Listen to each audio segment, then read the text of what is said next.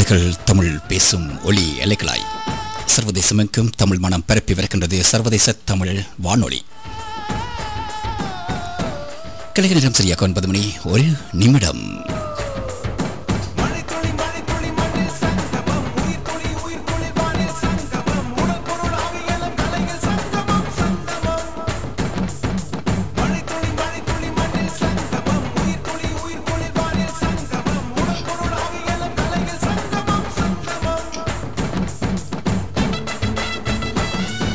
இந்த ஒளிபரப்பு இப்பொழுது 89.3 FM சிறப்பு அலைவரிசையின் ஊடாகவும் 102.9 FM அலைவரிசையின் ஊடாக மோன்ட்ரியலிலும் CTBC ஊடாக டொரண்டோவிலும் ஒளிபரப்பாகிக் கொண்டிருக்கிறது.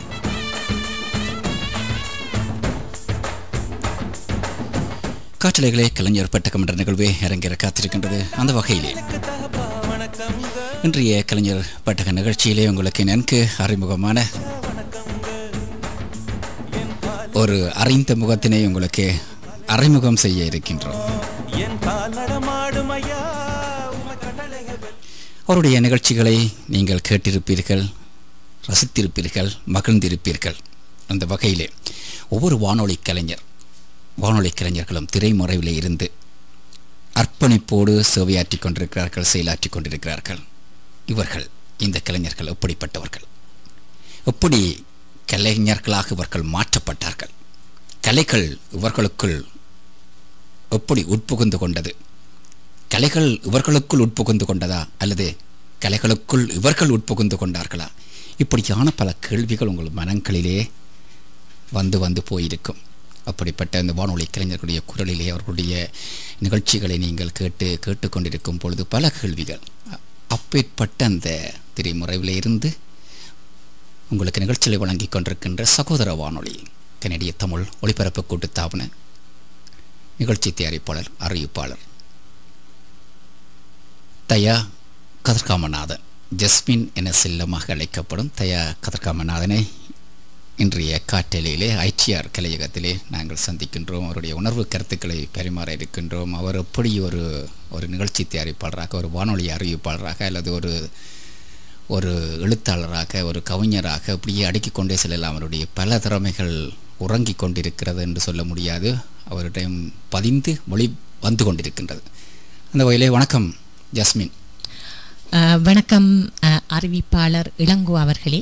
அறிவிப்பாளர், நிகழ்ச்சி தயாரிப்பாளர் என்ற வகையில் உங்களுக்கும் என்னுடைய வணக்கத்தை தெரிவித்துக் கொண்டு, மற்றும் நிலைய அதிபர் கோனிஸ் அண்ணா, பத்மினி அக்கா, ஐடிஆர் நேயர்கள், சிடிபிசி நேயர்கள், சிடிபிசி கலைஞர்கள், இளைய பாரதி அண்ணா, இப்பொழுது அவருக்கு கூட என்னுடைய வணக்கத்தை தெரிவித்துக் கொள்கிறேன். அவர் தற்சமயம் வெளிநாட்டில் இருந்தாலும் என்னுடைய இயக்குனர் என்ற வகையில் அவரையும் வணங்கி கொண்டு இந்த நிகழ்ச்சியை ஆரம்பிக்கலாம்.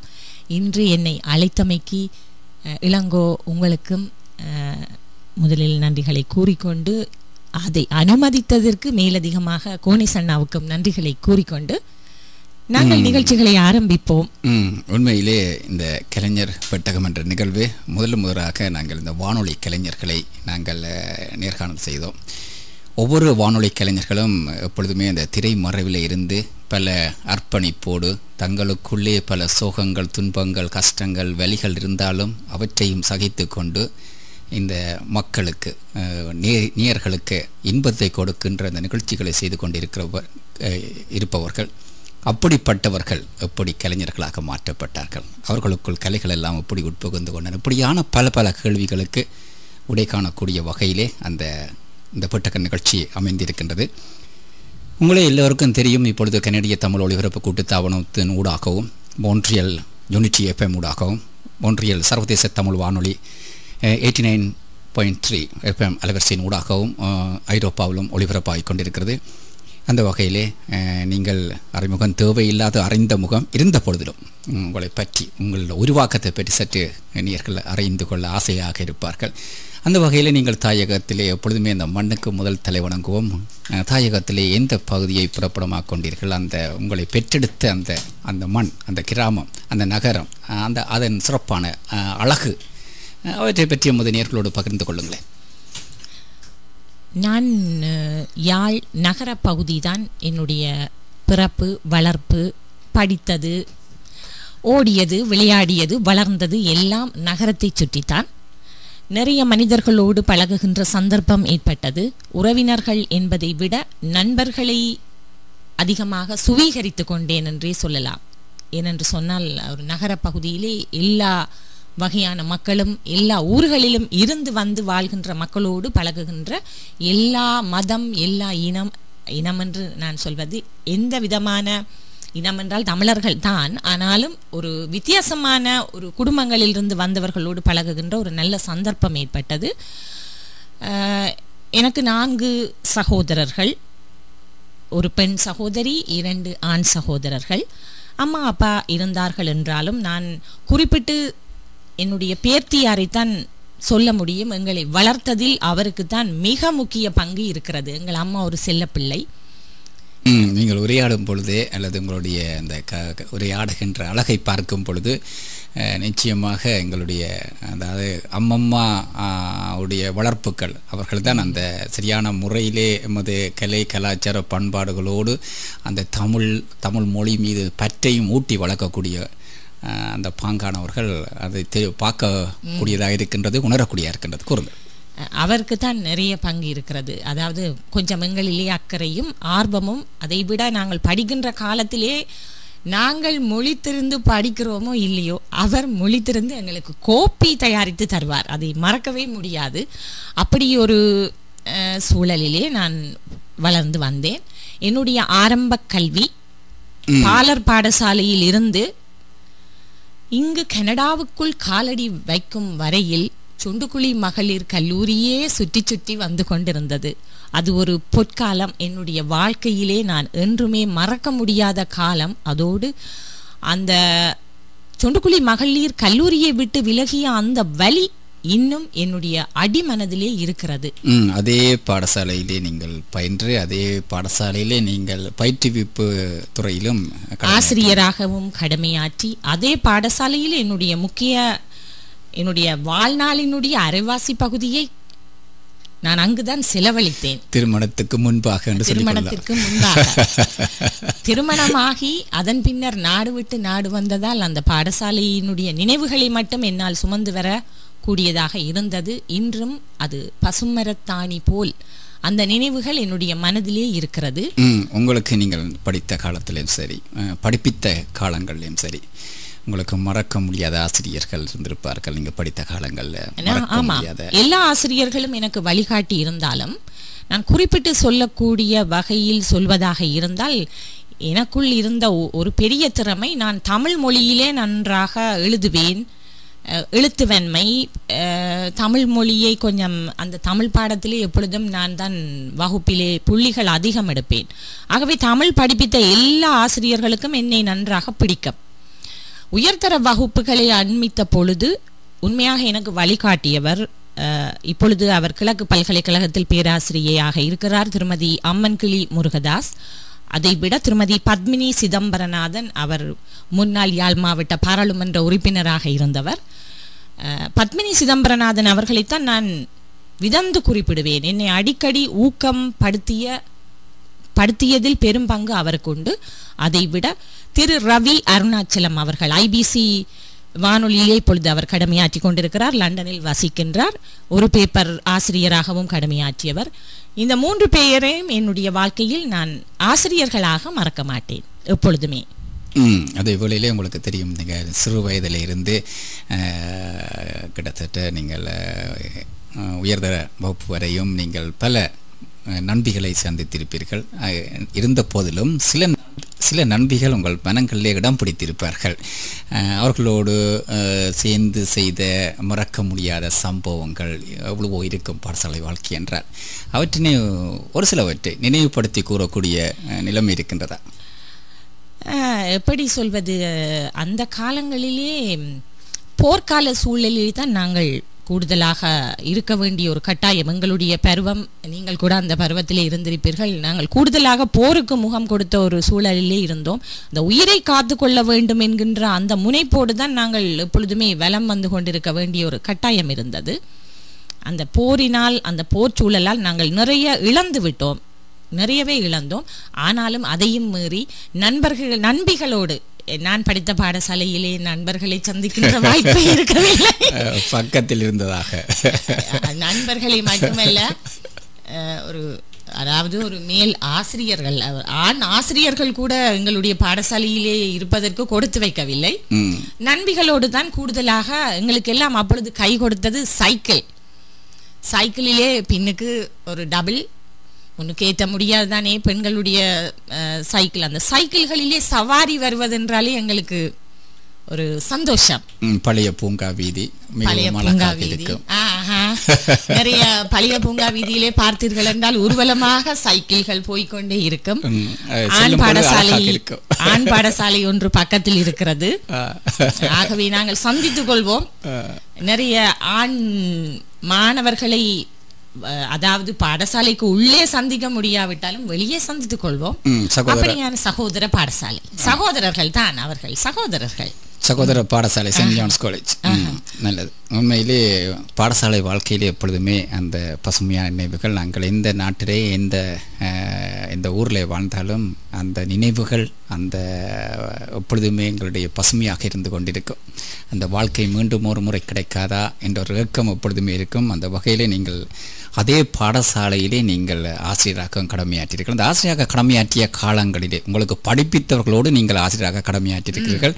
அதே வேளையிலே நீங்கள் மாணவர்களுக்கு படிப்பித்திருக்கிறீர்கள்.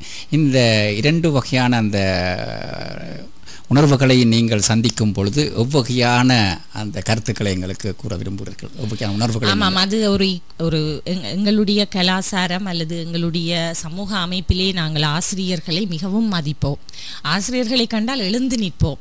அப்படியான ஒரு சூழ்நிலையில் என்னை கற்பித்த ஆசிரியர்களோடு அந்த ஆசிரியர் ஸ்டாஃப் ரூமிலே போய் இருப்பது என்பது ஒரு மிகப்பெரிய சஞ்சலத்தையும் ஒரு எப்படி சொல்வது, ஒரு கூச்சத்தையும் ஏற்படுத்தும். ஆனால் காலப்போக்கிலே அவர்கள் எங்களோடு நண்பர்களாக பழக ஆரம்பித்து விட்டார்கள். எங்களுடைய ஆசிரியர்கள் நாங்கள் மாணவிகள் என்பதையும் மறந்து நண்பர்களாக பழக ஆரம்பித்ததும் கொஞ்சம் கொஞ்சமாக அந்த கூச்சம் எங்களை விட்டு விலகியது. ஆனாலும் அவருக்குரிய மரியாதையை நாங்கள் கொடுத்த வண்ணம் தான் இருந்தோம். அப்படி ஒரு அது சந்தோஷமாக இருந்தது. எங்களோடு அவர்கள் சில வேளைகளில் எங்களை அறிமுகப்படுத்தும் பொழுது இவர் என்னுடைய மாணவி என்று அறிமுகப்படுத்துவார். அப்படியே ஒரு நல்ல ஒரு உறவு எங்களுக்குள் இருந்தது. அந்த பேதமோ அல்லது அவரை கண்டு பயந்து நடுங்கி அப்படியெல்லாம் இல்லாமல் ஒரு காலகட்டத்திலே ஒரு நல்ல நண்பர்களாக பழகக்கூடிய ஒரு நல்ல ஒரு எப்படி சொல்வது, அதாவது இந்த கூச்ச சுபாவத்தை அவர்களாகவே எங்களிடமிருந்து பறித்து கொண்டார்கள்.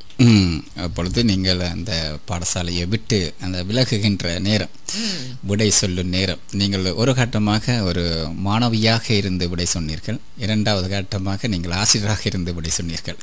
இரண்டும் அந்த பிரிவுகளை நீங்கள் சந்திக்கும் பொழுது உங்கள் மனதில் எவ்வகையான உணர்வு துளிகள் எழுந்தன? அந்த எனக்காக ஒரு பிரியாவிடை வைத்தார்கள்.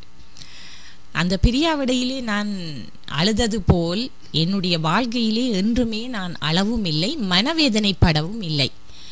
மிகவும் இதை யாராவது ஒரு மாணவியோ அல்லது என்னோடு கற்பித்த ஆசிரியரோ கேட்டிருந்தால் அவர்களுக்கு நன்றாக தெரியும், என்னுடைய மாணவிகளுக்கு கூட தெரியும். நான் மிகவும் அழுதேன், மிகவும் மனத்துக்கம் அடைந்தேன் என்பது என்னுடைய மாணவிகள் எல்லோருக்கும் அங்கே தெரியும். அப்படி ஒரு பிரிவினுடைய அந்த வலி என்னுடைய பாடசாலையை விட்டு நான் விலகுகின்ற பொழுதுதான் எனக்கு ஏற்பட்டது. இன்று வரையில் நான் அப்படி ஒரு கண்ணீரை சிந்தவே இல்லை. இது உண்மை. நான் அடிக்கடி நினைத்துக் கொள்வேன், நான் அப்படி வேதனைப்பட்டது போல் நான் இதுவரையில் எந்த வேதனையும் படவில்லையா. அந்த அளவுக்கு நான் மிகவும் வேதனைப்பட்டேன். ஏனென்றால் நான் வளர்ந்ததே அந்த பாடசாலையில் என்ற ஒரு உணர்வு தான் என்னிடம் இருந்தது. வீட்டில் இருந்த நேரங்களை விட பாடசாலையில் நான் கழித்த நேரங்கள் அதிகம், ஒரு மாணவியாகவும் ஒரு ஆசிரியையாகவும். நல்லது. அதே வேளையிலே அதன் பின்பு அதற்கு முன்பாக திருமணத்தோடு உங்களுடைய வாழ்க்கையிலே உங்களுடைய பாடசாலை வாழ்க்கைக்கு நீங்கள் முடிவு கூறிவிட்டீர்கள். இருந்த பொழுதிலும் அதற்கு முன்பாக உங்களோட அப்பா அம்மா அவர்களுடைய சிறப்பான குண இயல்புகள், உங்களோட கூட பிறந்தவர்கள் அவர்கள் எல்லாம் என்னென்ன செய்கிறார்கள், அவர்களுடைய பெயர்கள், அவர்கள் எல்லாம் இப்பொழுது கேட்டுக்கொண்டிருப்பார்கள். எனது சகோதரி அவர்கள் உரையாடி கொண்டிருப்பார். அவர்கள் கேட்பதற்கு சந்தர்ப்பம் இருக்கிறதோ இல்லையோ எனக்கு தெரியாது. என்னுடைய சகோதரி ஸ்வீடனில் இருக்கிறார். அவர் தன்னுடைய PhD படிப்பை இப்பொழுது மேற்கொண்டிருக்கிறார். அவர் எப்பொழுதோ அதை முடித்திருக்க வேண்டும். இடையில் திருமணம் குழந்தைகள் என்று வந்ததினால் அவர் அதை இப்பொழுது தொடர்ந்தல்ல ஏற்கனவே ஏறக்குறைய முடித்த நிலைக்கு வந்துவிட்டார். அவர் PhD பட்டப்படிப்பை தொடர்ந்து கொண்டிருக்கிறார். அவர் அதற்கு முன்னர் யாழ் பல்கலைக்கழகத்திலே விரிவுரையாளராக கடமையாற்றியவர். ஸ்காலர்ஷிப் மூலமாக ஸ்வீடனுக்கு வந்து திருமணமாகி இப்பொழுது PhD படிப்பை மேற்கொண்டிருக்கிறார். எனக்கு அடுத்தவர் என்னுடைய தம்பி.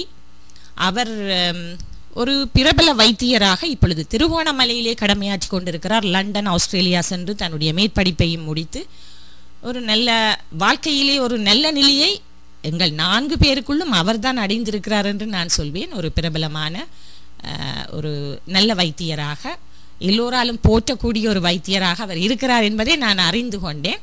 அதோடு ஒரு போதனா ஆசிரியராகவும் இருக்கிறார். மருத்துவ மாணவர்களுக்கு கற்பிக்கின்ற ஆசிரியராகவும் இருக்கிறார். அடுத்தவர் ஆசிரியராக கடமையாற்றுகிறார். எல்லோருமே வாழ்க்கையில் நன்றாக இருப்பது எனக்கு சந்தோஷம். அதே வரையிலே உங்களோட திருமணம் வந்து காதல் திருமணமா அல்லது நிச்சயத்த திருமணமா அல்லது காதல் கலந்த நிச்சயத்த திருமணமா அல்லது இந்த சொல்லுவாங்களே இந்த கலாட்டா திருமணமா? காதல் கலந்த நிச்சயாதார்த்தம் என்றே சொல்லலாம். திருமணம் என்றால் அப்படித்தானே இருக்க. சில பேர் காதலித்து திருமணம் செய்வார்கள், சில பேர் திருமணம் செய்த பின்பு காதலிப்பார்கள். கலாட்டா என்றால் என்ன? கலாட்டாண்டா சொல்லுவாங்க வேண்டி கல்யாணமா? பெற்றோர்கள் எதிர்ப்பு மத்தியிலே அதுதான் காதல். பெற்றோர்களின் எதிர்ப்பு இருந்தாலே காதல் அப்படியா? இல்ல ஏதாவது உங்களுக்கு கலாட்டா அப்படி ஏதாவது அனுபவம் இருக்கிறதா? அப்படி எப்படி சொல்லலாம். ஒரு பாடல் ஞாபகத்துக்கு வருகிறது, எங்கள் கல்யாணம் கலாட்டா கல்யாணம். அப்படியா? சரி. அதே வழியில் உங்கள் கணவர், உங்கள் குழந்தைகளை பற்றி சற்று கொடுங்களேன். எனக்கு 3 குழந்தைகள் இருக்கிறார்கள். 13 வயதிலே இருக்கிறார்கள். இப்பொழுது தங்களுடைய காரியங்களை தாங்களே பார்க்கக்கூடிய 13 வயதை அடைந்து விட்டார்கள். அவர்களை பற்றி நான் கவலைப்படுவதில்லை. ஏனென்றால் அவர்களுக்கு தெரியும், இங்கு வளர்கின்ற பிள்ளைகளை பற்றி நான் சொல்ல தேவையில்லை. ஆகவே 2 பெண் குழந்தைகளும் ஒரு ஆண் குழந்தையும் இருக்கிறார். குழந்தை எங்களுக்கு குழந்தை தானே. இன்றைக்கு நீங்கள் இந்த கலை வாழ்க்கையிலே, இந்த வானொலி துறையிலே ஒரு நீண்ட பல வருடங்களாக கடமையாற்றி கொண்டிருக்கின்ற என்று சொன்னால், உங்களோடு பயணிப்பவர் உங்களுக்கு பூர்ண ஆதரவு வழங்கி கொண்டிருக்கின்றார். அந்த வகையிலே அவரை பற்றி சொல்ல சற்று வெக்கப்படுகிறீர்கள். அப்படியா? யாரை பற்றி? கணவரை பற்றியா? கணவரை பற்றி அவர் என்னுடைய வாழ்க்கையிலே இப்பொழுது என்னோடு பயணித்துக் கொண்டு இருக்கிறார். என்னோடு துணை வருகின்ற துணைவர். சரி, நல்லது. அதே வழியிலே இப்போ அதை வந்து ஒரு கலைஞர், ஒரு வானொலி கலைஞர் எப்படி உருவாக்கப்பட்டார் என்பதற்கு முதல் அவருடைய பின்னணி, அவர் யாரால் உருவாக்கப்பட்டார், நடந்து வந்த பாதைகள், அவருக்கு படிப்பித்தவர்கள், அவர் படிப்பித்தவர்கள், அப்படியாக சொல்லிக்கொண்டே போகலாம். அந்த வகையிலே உங்களுடைய உணர்வு கருத்துக்களை பரிமாறிக்கொண்டோம். அதே வழியிலே இன்றைக்கு வந்து கனடிய தமிழ் ஒலிபரப்பு கூட்டுத்தாபனத்திலே ஒரு முன்னணி வானொலியிலே நீங்கள் நீண்ட காலமாக வானொலி அறிவிப்பாளராக, நிகழ்ச்சி தயாரிப்பாளராக, இன்னும் பல அடுக்கிக்கொண்டே செல்லலாம். உங்களுடைய நிகழ்ச்சிகளை கேட்பவர்களுக்கு நன்றாக தெரியும். இன்று காலை பொழுதிலே உங்கள் குரலிலே பொங்கும் பூம்புணல பூபாலம் ஒலித்தது. கவிதைகளுக்குள்ளே உட்புகுந்து காணாமல் போனதாகவும் அறிந்து நேயர்கள் கூறினார்கள். அந்த அளவுக்கு அவற்றோடு பயணிப்பவராக சொல்லப்படக்கூடிய அளவுக்கு உங்களுடைய கவித்திறமை இப்படியே அடக்கி செல்லலாம். அந்த வகையில் இந்த வானொலி துறையின் ஈடுபாடு உங்களுக்கு எப்படி உட்புகுந்து கொண்டது? வானொலி துறையிலே ஈடுபாடு என்பது அதாவது என்னுடைய பாலிய பருவத்தில் இருந்தே கலைகளில் ஆர்வம் எனக்குள் இருந்தது. சிறு வயதிலேயே 4 வயதிலேயே என்னுடைய பெற்றோர் என்னை நாட்டியம் பழகுவதற்கு அனுப்பிவிட்டார்கள். பரதக்கலை பழகுவதற்கு அனுப்பிவிட்டார்கள். இதில் ஒரு கதைக்கும் பொழுதே கிட்டத்தட்ட அந்த பரதக்கலையின் அந்த வெளிப்பாடுகள் சற்று தெரிகின்றது. அது அந்த பரதக்கலை நான் உங்களுக்கு இப்ப நீங்கள் சொன்ன பொழுது நான் ஒரு கதை ஒரு நடைபெற்ற ஒரு சம்பவத்தை சொல்ல வேண்டும். ஒரு 8 வயதாக இருக்கின்ற பொழுது அதாவது ஒரு இடத்திலே என்னை ஒரு நாய் இருக்கிறது அல்லவா, அது கடித்தது, கொஞ்சம் கோரமாக கடித்தது. அப்பொழுது அந்த அயலிலே இருந்த ஒரு அண்ணா சொன்னார், எனக்கு 8 வயது, அவருக்கு ஒரு 22-25 வயது இருக்கும். அவர் சொன்னார், தயா டான்ஸ் ஆடிக்கொண்டு போயிருக்கும், அதுதான் அது பாஞ்சிருக்குது தயாவுக்கு மேல அப்படி என்று சொன்னார். என்றால் நான் நாட்டியம் பழகுவது எங்கள் தெருவிலேயே ஒரு பிரபலியமாக இருந்தது. டான்ஸ் கிளாஸுக்கு போவது என்றால் அப்பா ஆரவாரமாகி விடுவார். அப்பா என்னை சைக்கிளிலே கொண்டு சென்று அங்கே டான்ஸ் பழகுவதில், அந்த டான்ஸ் பழக்குவதில் அவர்கள் மிகவும் அக்கறையாக இருந்தார்கள். நான் திருமதி, நீங்கள் கேள்விப்பட்டிருப்பீர்கள், திருமதி திரிபுர சுந்தரி யோகானந்தம், அவர் ஒரு பிரபலமான நாட்டிய ஆசிரியராக இலங்கையிலே அந்த நேரத்தில் இருந்தார். இப்பொழுது லண்டனில் இருக்கிறார். அவருடைய மகன் கூட சென்ட் ஜான்ஸ் கல்லூரியிலே படித்திருந்தார், யாதவன். அவரிடம்தான் நான் பயின்றேன். அதன் பின்னர் சிறிது காலம் யோகமணி செல்லையா, அவரும் ஒரு பிரபலமான நாட்டிய ஆசிரியர், அவரிடமும் பயின்றிருந்தேன். நாட்டியத்தை முழுமையாக பயிலக்கூடிய ஒரு சந்தர்ப்பம் எனக்கு இருந்தது. ஆனால் அரங்கேற்றம் தான் செய்ய முடியவில்லை. காரணம் நாட்டு பிரச்சனை. அதோடு ஆரம்பித்த கலையை என்னுடைய பெற்றோர் சங்கீதத்திலும் செலுத்தினார்கள். சங்கீதத்திலே நான் 4ஆம் தரம் வரைக்கும் தான் பயின்றேன். அதற்கு மேல் பயில முடியவில்லை. காரணம் அதுவும் நாட்டு பிரச்சனை. சங்கீதம் எந்த ஆசிரியரிடம் நீங்கள் பயின்றீர்கள்? பவானி சண்முகலிங்கம் அவர்களிடம் பயின்றேன். அந்த சங்கீதம் அந்த காலத்திலே நீங்கள் படித்த காலங்களிலே சங்கீதத்துக்கு செல்லும் பொழுது அல்லது அந்த வகுப்பினிலே நீங்கள் பெற்றுக்கொண்ட அந்த சிறப்பான அனுபவங்கள், ஆரம்ப காலகட்டங்களிலே எப்பொழுதுமே அந்த அனுபவங்கள் எங்களுக்குள்ளே வரும். கொஞ்சம் காலம் போக நாங்கள் அதற்குள் பயிற்று பழகிவிடுவோம். ஆரம்பத்திலே நாங்கள் அவர்கள் சொல்லித்தர நாங்கள் ஒரு மாதிரி பாடுவோம், அல்லது அப்படியான சில சுவையான மறக்க முடியாமல் குறிப்பிட்டு சொல்லக்கூடிய சில சம்பவங்கள் இருந்தால் கூறுங்களேன். ஆரம்பத்திலே போராட்டமாக இருக்கும். இவர்கள் என்னடா சாரி கமண்டே சொல்லி கொண்டிருக்கிறார்கள் என்று ஒரு வெறுப்பு வரும். அது நீங்கள் சொல்வது சரிதான், அது நாட்டியத்தில் கூட இருந்தது. ஆரம்பத்திலே ஸ்டெப்ஸ் தானே பழகுவோம், அந்த நேரத்திலும் போரிங்காக இருக்கும்.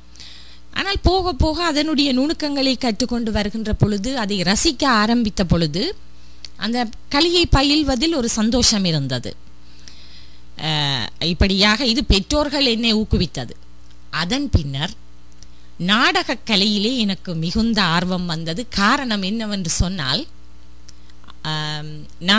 நான் காப்போதா உயர்தரம் படித்த அந்த காலகட்டத்தில் தான் யாழ்ப்பாணத்திலே நாடகமும் அரங்கியலும் என்ற ஒரு பாடத்தை அறிமுகம் செய்தார்கள்.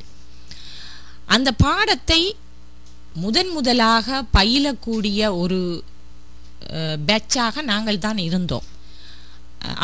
ஏற்கனவே கலைகளிலே ஆர்வம் இருந்த எனக்கு அந்த நாடகத்தை ஒரு பாடமாக எடுக்க வேண்டும் என்ற ஒரு ஆர்வம் ஏற்பட்டது.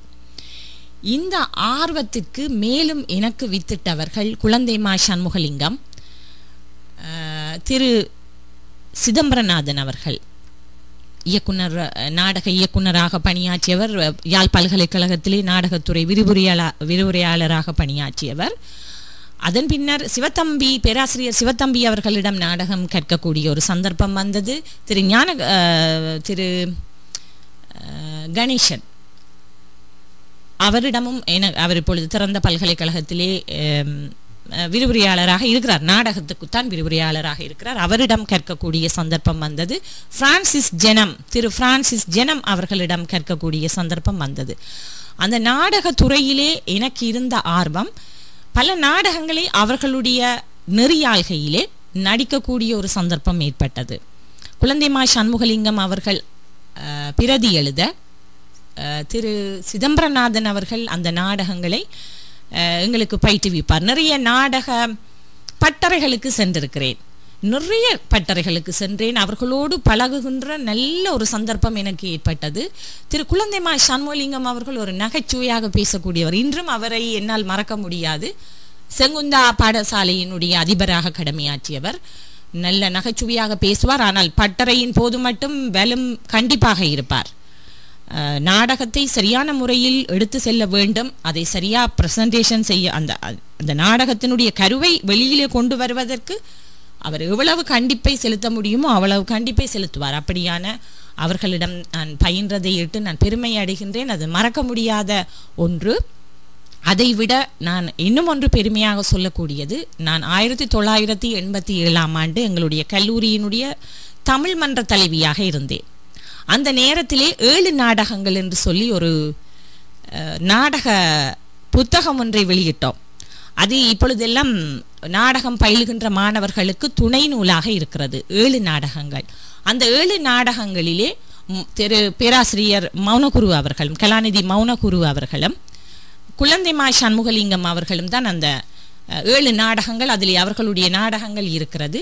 இதிலே 4 நாடகங்களில் நான் நடித்திருக்கின்றேன். மற்ற 3 நாடகங்களும் கவிதா நாடகங்கள். இன்றும் அந்த புத்தகம் கைநூலாக அங்கே துணை நூலாக பயன்படுத்தப்படுகிறது, நாடகமும் அரங்கியலும் பயில்கின்ற மாணவர்களுக்கு. அது ஒரு பெருமைக்குரிய விடயம். ஏனென்றால் அந்த புத்தகத்தை நாங்கள் தானே வெளியிட்டோம், எங்களுடைய பெயர்களும் பின்னால் இருக்கிறது இன்னும்.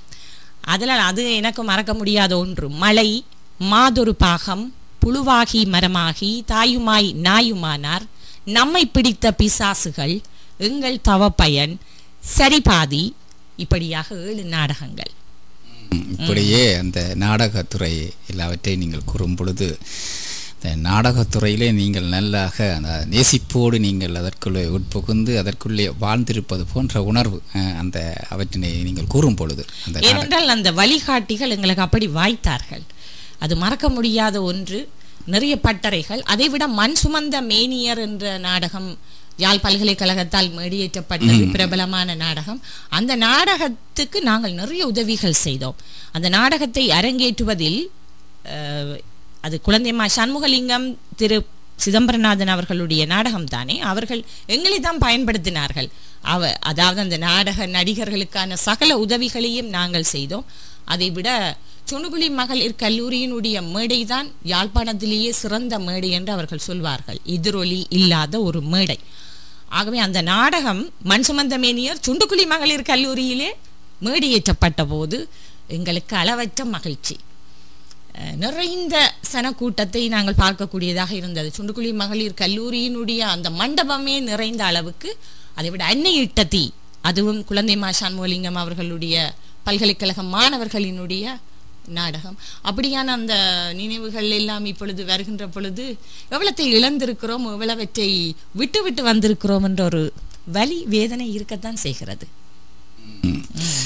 உண்மையிலே உங்கள் ஆரம்ப காலத்திலிருந்து நீங்கள் நடனக்கலைக்குள்ளே அப்படி உட்புகுந்து அந்த நடனக்கலையை நேசித்து அதனோடையே பயணித்து அதை தொடர்ந்து கர்நாடக சங்கீதம் அதற்குள்ளே புகுந்து அதனுடைய வாழ்ந்து அதன் பின்பு நாடகக்கலைக்குள்ளே நீங்கள் ஒரு நீண்ட ஒரு பயணம் செய்திருக்கிறீர்கள். அதே மாதிரி முன்னணி தாயகத்திலே இன்று குறிப்பிட்டு சொல்லக்கூடிய அல்லது எங்களோட தமிழ் வளர்ச்சியிலேயும் சரி, நமது கலை வளர்ச்சியிலே முக்கிய பங்காற்றியவர்களோடு நீங்கள் செயலாற்றிய ஒரு பெருமைக்குரிய ஒரு அறிவிப்பாளர், ஒரு நிகழ்ச்சி தயாரிப்பாளர், ஒரு கலைஞர் இன்று காற்றலையிலே சந்திப்பது உண்மையிலே இந்த காற்றலைக்கே பெருமையாக இருக்கின்றது. எப்பொழுதுமே ஒவ்வொரு அறிவிப்பாளர்களும் ஒரு நிகழ்ச்சி தயாரிப்பாளர்களும் அவர்களுடைய உணர்வுகள் எப்பொழுது உரையாட வெளிக்கிடுகிறதோ அப்பொழுதுதான் அவர்கள் யார் என்பது மக்கள் அறிந்து கொள்வார்கள், நேயர்கள் அறிந்து கொள்வார்கள். அந்த வகையிலே உண்மையிலே உங்களுடைய கருத்துக்களை கேட்கும் பொழுது உங்களுடைய தமிழ் வளர்ச்சி பாதை, அந்த பாதையின் அந்த கலை வளர்ச்சி பாதையிலே ஒரு நீண்ட பயணம், அந்த பயணத்தின் விளைவாக புலம்பெயர்ந்து நீங்கள் காலடி வைத்திருக்கிறீர்கள். புலம்பெயர்ந்து வந்தவுடன் அந்த வானொலி துறையை நோக்கி எப்படி உங்களுடைய கால்கள் நகர்ந்து சென்றன? சரி, இனி புலம்பெயர்ந்த மண்ணுக்குள் நுழைவோம். தாயக மண்ணை விட்டு, அந்த நினைவுகளை விட்டு புலம்பெயர்ந்த மண்ணுக்குள் நான் ஆரம்பத்திலே கனடா வந்த பொழுது வீட்டில் தான் இருந்தேன். குழந்தைகளை பராமரிக்க வேண்டிய ஒரு கட்டாயம் இருந்தது. எனக்கு ஆன உதவிகளும் குறைவாக இருந்தது. ஆகவே வீட்டிலே இருந்த காலத்தில் சிடிபிசியை கேட்கின்ற ஒரு சந்தர்ப்பம் ஏற்பட்டது. நான் சிடிபிசியை கேட்டு அதிலே அந்த வானொலியினால் ஈர்க்கப்பட்டு, அந்த வானொலியிலே இடம்பெற்ற அந்த நிகழ்ச்சிகளால் ஈர்க்கப்பட்டு ஒரு நேயராகத்தான் அறிமுகமானேன். ஒரு நேயராக அறிமுகம் ஆகிய அந்த தருணங்களிலே என்னை அடையாளம் காட்டிக்கொள்ளக்கூடிய ஒரு சந்தர்ப்பம் எனக்கு ஏற்பட்டது. அந்த அடையாளத்தின் பலன்தான் இன்று நான் சிடிபிசியினுடைய ஒலி வாங்கிக்கு முன்னால் அமர்ந்திருக்கக்கூடிய ஒரு சந்தர்ப்பம் ஏற்பட்டது. அந்த சந்தர்ப்பத்தை எனக்கு அருளிய மதிப்புக்குரிய திரு இளையபாரதி அண்ணா அவர்களுக்கு இந்த இடத்திலே நான் என்னுடைய மனமார்ந்த நன்றிகளை தெரிவித்துக் கொள்ள வேண்டும். எனக்குள்ளே இருந்த அந்த கலை ஆர்வம் இங்கே அடங்கி போய்விடுமோ என்று நான் கவலைப்பட்ட அந்த ஆர்வத்தை மீண்டும் நிலைநிறுத்துவதற்கு ஒரு களமாக அந்த களத்தை வழங்கிய அவருக்கு இந்த தருணத்திலே என்னுடைய மனமார்ந்த நன்றியை நான் தெரிவித்துக் கொள்கிறேன். நான் அடையாளம் காணப்பட்டதன் பின்னர் இந்த வானொலியில் பணியாற்றக்கூடிய ஒரு சந்தர்ப்பம் ஏற்பட்டது.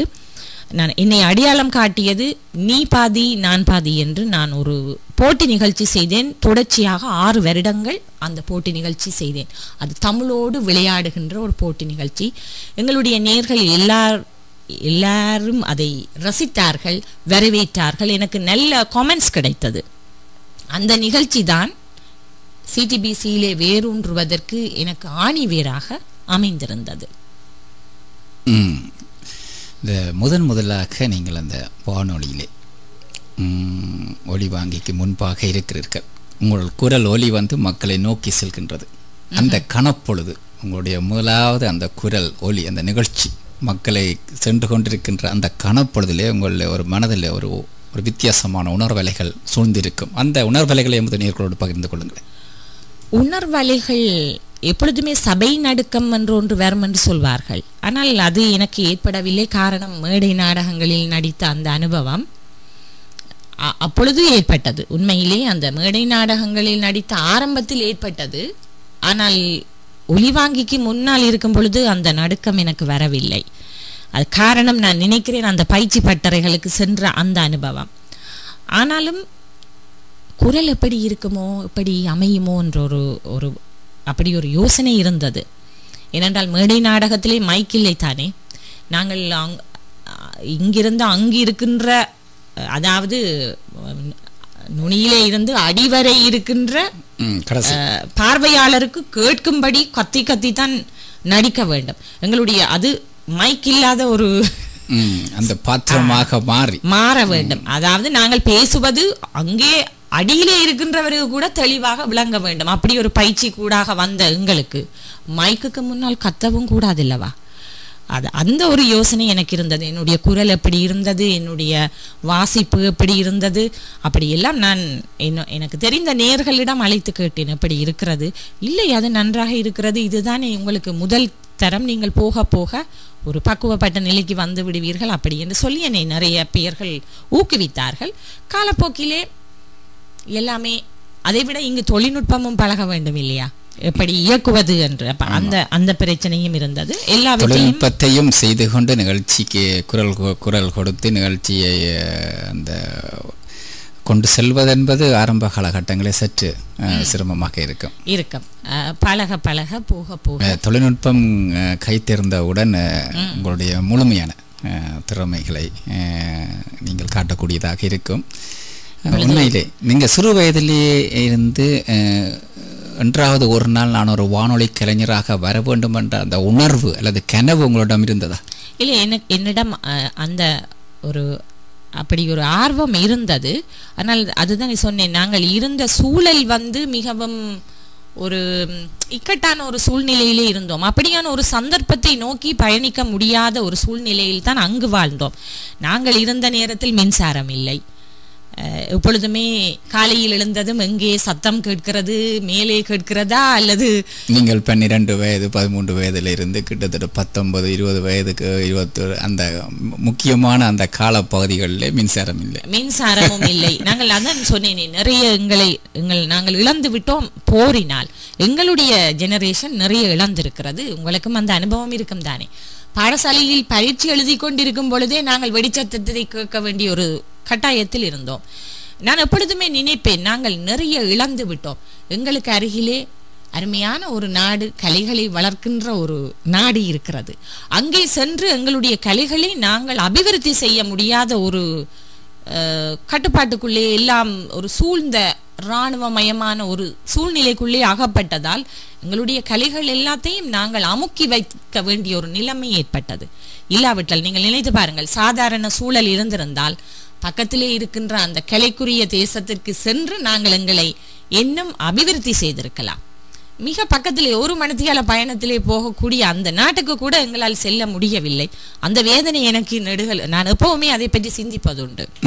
உண்மையிலே உங்களுடைய உரையாடல்களில் இருந்து பார்க்கக்கூடிய இருக்கின்றது, நீங்கள் அந்த கலைக்குள்ளே, இந்த கலையை எவ்வளோ வீதம் நீங்கள் நேசித்திருக்கிறீர்கள், அந்த கலைக்குள்ளே வாழ்ந்திருக்கிறீர்கள், அந்த கலையுள்ளே காலம் பூராக பயணிக்க வேண்டும் என்ற ஆர்வம், அந்த உணர்வு, அந்த வீச்சு உங்களுடைய தேங்கி கிடக்கிறது. அந்த வகையிலே உங்களுடைய புலம்பெயர்வு இடம்பெற்று இருந்த பொழுதிலும் ஒரு தாய்க்குரிய அந்த கடமைகளோடு அந்த கலை அது அடக்கி வைக்க முடியாது என்று சொல்வார்கள்.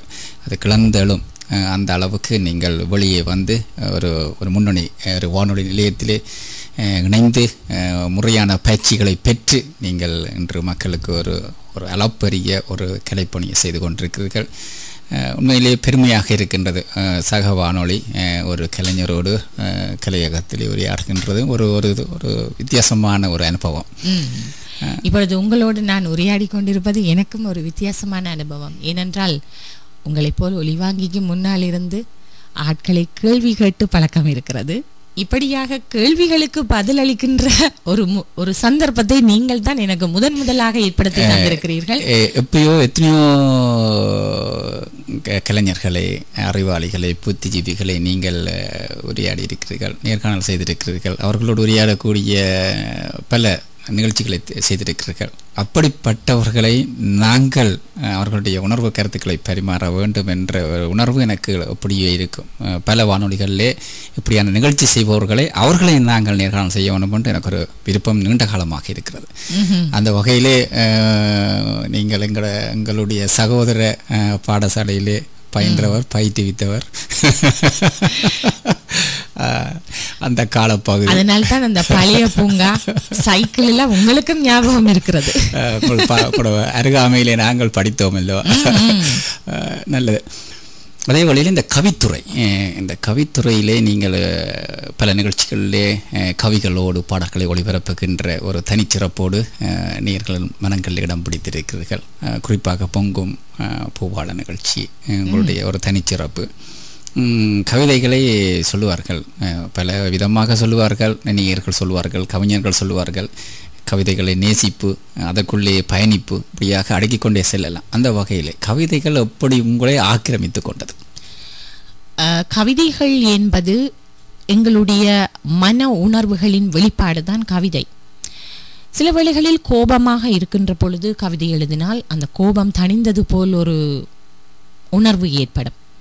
இல்லை, ஒரு காதல் உணர்வு கூட அந்த கவிதையை எழுதுகின்ற பொழுது அந்த காதல் உணர்விலே ஒரு விதமான இன்பம் ஏற்படும்.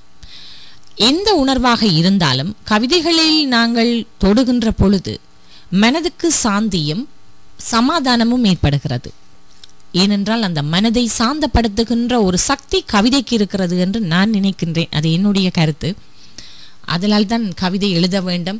ஏற்கனவே எனக்கு கொஞ்சம் தமிழிலே ஆர்வம் இருக்கின்றபடியினாலே இந்த கவிதைகளை தொட்டு செல்வதிலே ஒரு ஆர்வம் இருக்கிறது.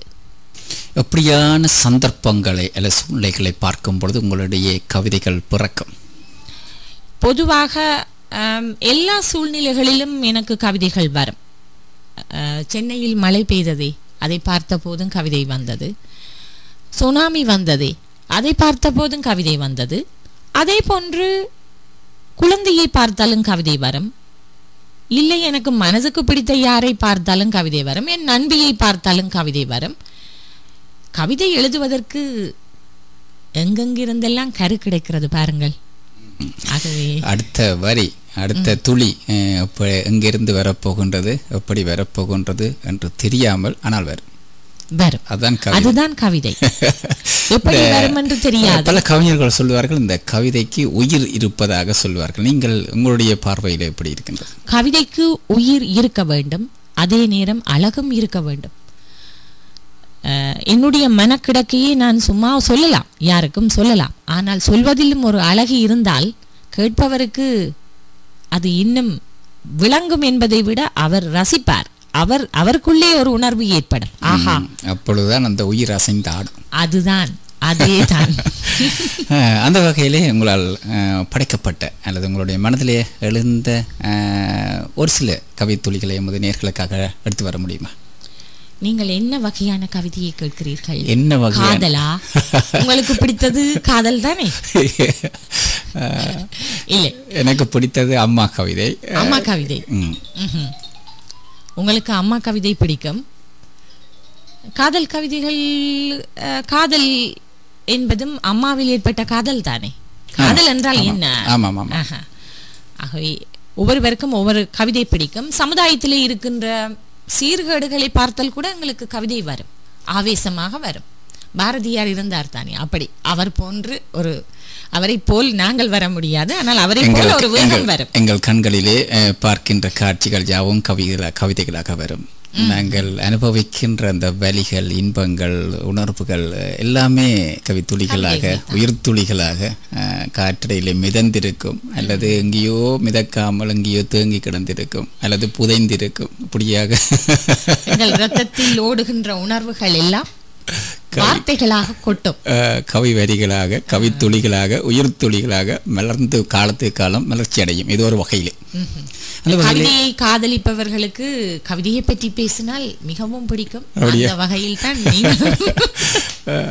உங்களால் படைக்கப்பட்ட ஒரு சில கவித்துளிகள் எடுத்து வாருங்களேன்.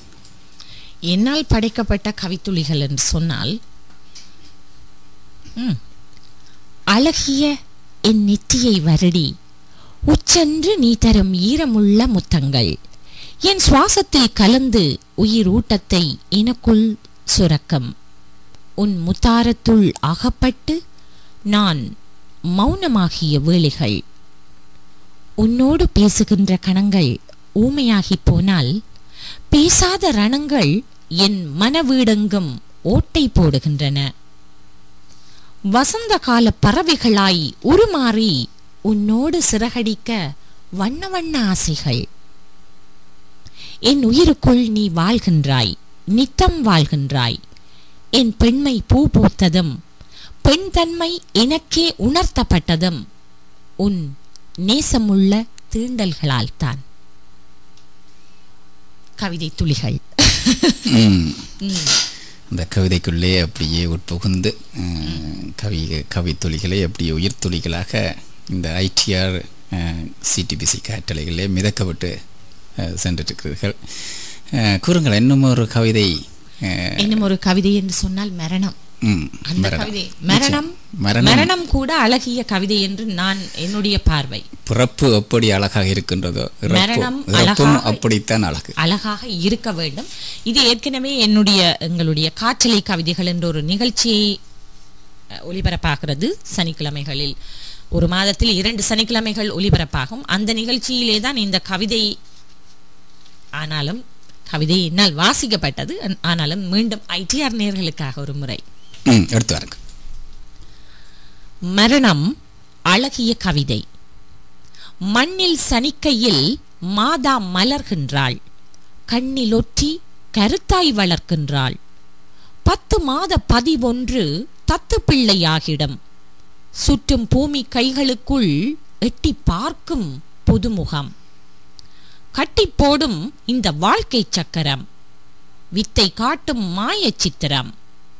கானல் நீர் கனவு பெட்டகம். அழகு இருந்தென்ன, அன்பில் கரைந்தென்ன, ஆக்கம் பெருகி சிறந்தென்ன. மரணம் கண்டால் கரணம் கவிழ்ந்திடும். மரணம் அழகு. ஓடி தவித்து உழன்ற மனிதத்தை ஆரத் தழுவி அணைக்கும் மருந்து.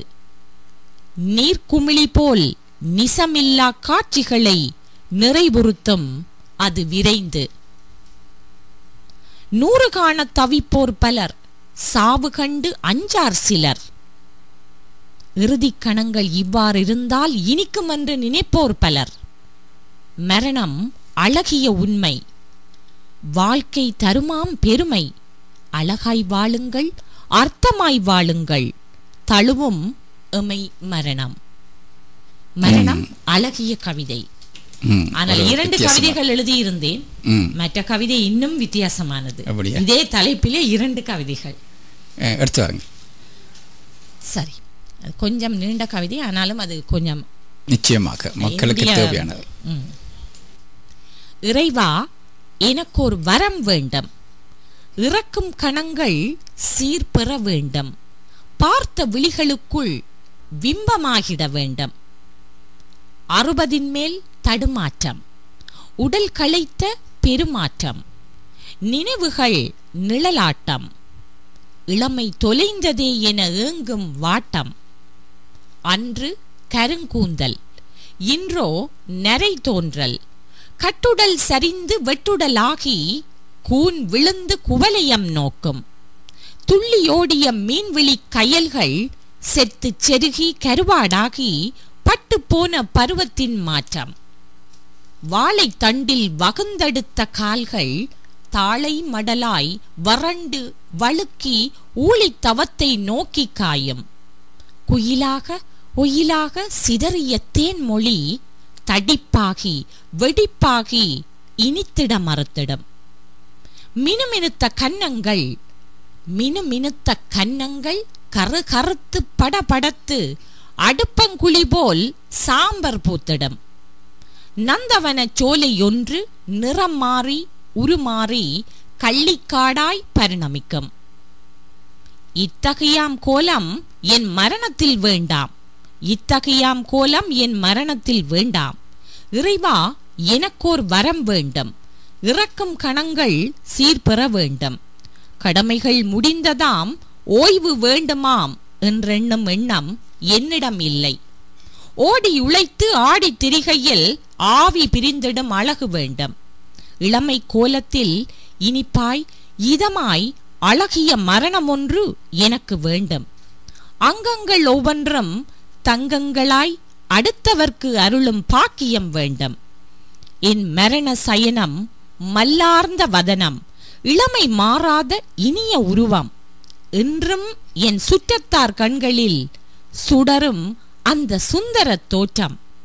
தீயில் கருகி தீர்ந்த பின்பம் என்றும் 16ஆய் என் சந்ததி என்னை பார்க்க வேண்டும். இப்படியான மரணத்தை தான் நான் நேசிக்கின்றேன். மரணத்தை நேசிப்பது மரணம் முடிவல்ல, மரணம் முடிவல்ல, வாழ்வின் முடிவல்ல, உடலின் முடிவு. ஆமா, மரணம் வாழ்வின் முடிவல்ல, மரணம் வாழ்வின் முடிவல்ல. அந்த காலகட்டங்களிலே இந்த வரிகள் மக்களிடையே, அந்த மாணவர்களிடையே துரிதமாக பரவிக்கொண்டிருந்த மரணம் வாழ்வின் முடிவல்ல என்ற அந்த வீச்சு, அந்த வீச்சிலே நீங்கள் அப்படியே பதிந்து விட்டீர்கள். நல்லது. அதே வேளையிலே நீங்கள் இந்த கவித்துறையை தாண்டி அதனை தாண்டி இந்த எழுத்தாற்றல் உங்களுடைய மிக ஆணித்தரமாக ஊன்றி இருக்கு என்றே கூறிக்கொள்ளலாம். உங்களுடைய பல ஆக்கங்களை பத்திரிகைகளிலே பார்க்கக்கூடியதாக இருக்கின்றது. ஆனால் அது நீங்கள் எழுதியதாக தெரியவில்லை. அந்த புனைப்பெயரிலே உங்களுடைய ஆக்கங்கள் பல பத்திரிகைகளிலே வந்திருக்கின்றன. ஒரு பத்திரிகையில் தான் நான் புனைப்பெயரில் எழுதினேன், நிலாமுகி என்ற பெயரில். மற்ற பத்திரிகைகளில் என் பெயரிலேயே எழுதியிருக்கின்றேன். அந்த எழுத்துத்துறை, அந்த பத்திரிகையிலே எவ்வகையான ஆக்கங்கள், அந்த ஆக்கங்கள் மூலமாக மக்களிடையே எவ்வகையான மாற்றங்கள் ஏற்படும் என்று நீங்கள் கருதி அவற்றினை எழுதினீர்கள்? அவற்றினை பற்றி சற்று இல்லை, மாற்றங்கள் சமூகத்தை சித்தரிக்கின்ற சிறு கதைகள் எழுதியிருக்கின்றேன். இங்கும் தான் அங்கும் தான். அதைவிட கவிதைகள் எழுதியிருக்கின்றேன். மக்களிடையே மாற்றங்களை ஏற்படுத்த நாங்கள் முனையலாம், ஆனால் அவர்கள் தானே மாற வேண்டும்.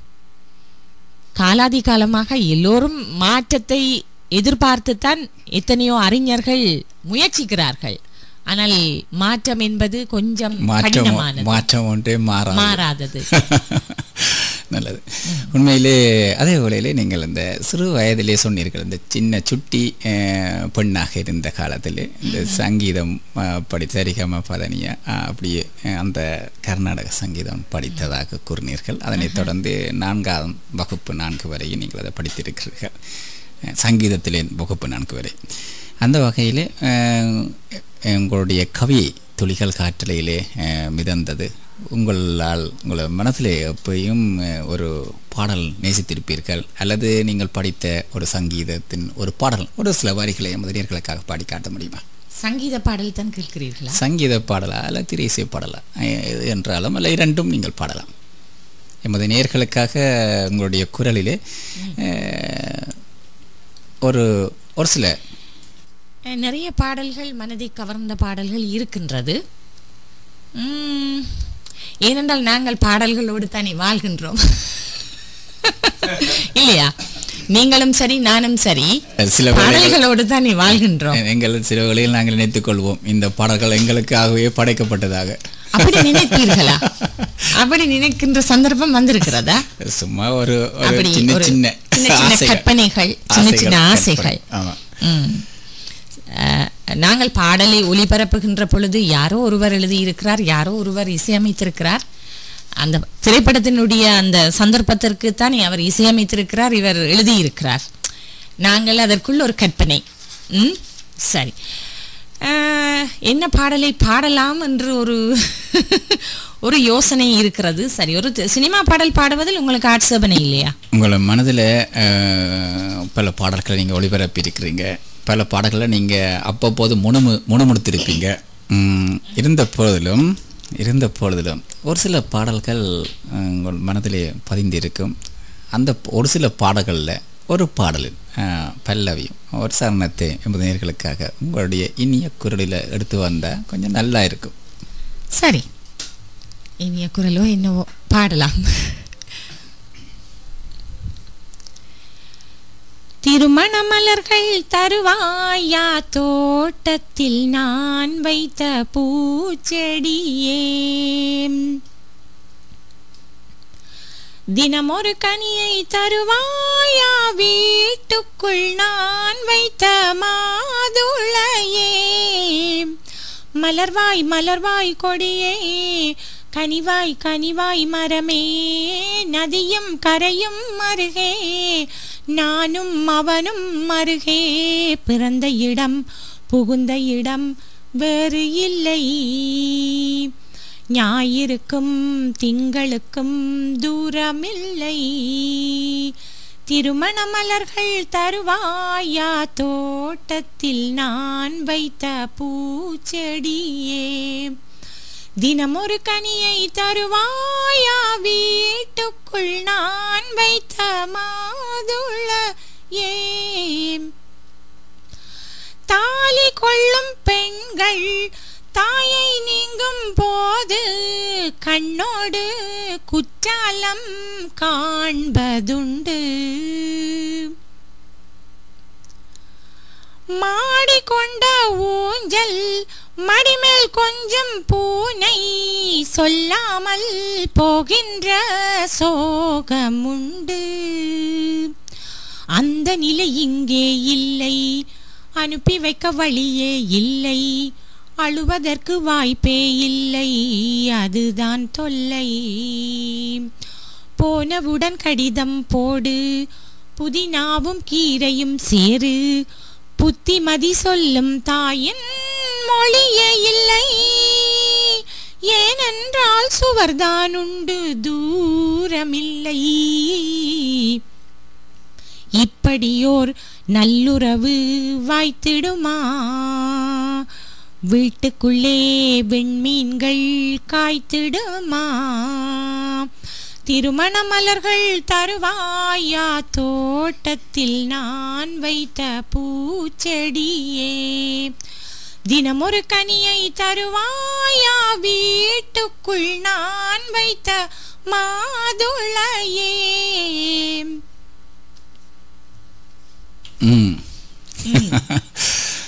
நீங்கள் பாடல் பாடும் பொழுது அப்படியே வேறொரு ஒரு உலகத்துக்குள் உட்சென்று வெளிவந்தது போன்ற ஒரு உணர்வு. எனக்கா உங்களுக்கா? உங்களுக்கும் எங்களுக்கும் கேட்பவர்களுக்கும் அந்த அளவுக்கு அதற்குள்ளே அந்த பாடல் வரிகளுக்குள்ளே நீங்கள் பயணித்து அந்த பாடலை மிக அழகாக கொண்டு வந்தீர்கள். நல்லது, நிகழ்ச்சியை நிறைவு செய்யும் நேரத்தை நெருங்கி கொண்டிருக்கும் இந்த வேளையிலே உண்மையிலே இந்த கலைஞர் பெட்டகமன்ற நிகழ்வு கலைஞர்களிடையே அந்த உறங்கி கிடக்கின்ற அந்த உணர்வு துளிகளை உயிர் துளிகளாக கொண்டு வர வேண்டும் என்ற நோக்கோடு ஒவ்வொரு சனி 9 மணிக்கு காற்றலைக்கு வரும். உண்மையிலே ஒரு பெருமையாகவும் இருக்கின்றது, ஒரு மகிழ்ச்சிகரமாக இருக்கின்றது, ஒரு பொது அனுபவமாகவும் இருக்கின்றது.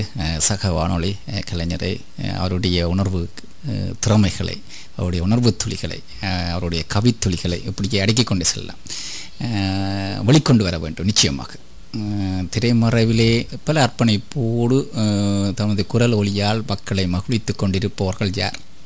அவர்களுக்குள்ளே எப்படி கலைகள் உட்புகுந்து கொண்டன, அல்லது அவர்கள் கலைகளுக்குள்ளே உட்புகுந்தார்களா? அவர்களுடைய திறமைகள், அவர்கள் நடந்து வந்த பாதைகள், அவர்கள் படித்த பாடசாலைகள், அவர்களுக்கு படிப்பித்தவர்கள், அவர்கள் படித்த இப்படியாக அடுக்கிக் கொண்டு செல்லலாம். அவற்றை நிச்சயமாக நேயர்களுக்கு ஒரு படம் கொடுக்க வேண்டும். அந்த படத்தை பார்க்கும் பொழுது அந்த படம் அவர்களுடைய மனங்களில் பதியப்படும். அந்த மனங்களை பதியும் பொழுது இன்னும் முறை நீங்கள் அந்த நிகழ்ச்சி செய்யும் பொழுது அவர்களுக்கு தெரியும், இந்த ஜஸ்மின் என்று மல்லிகையா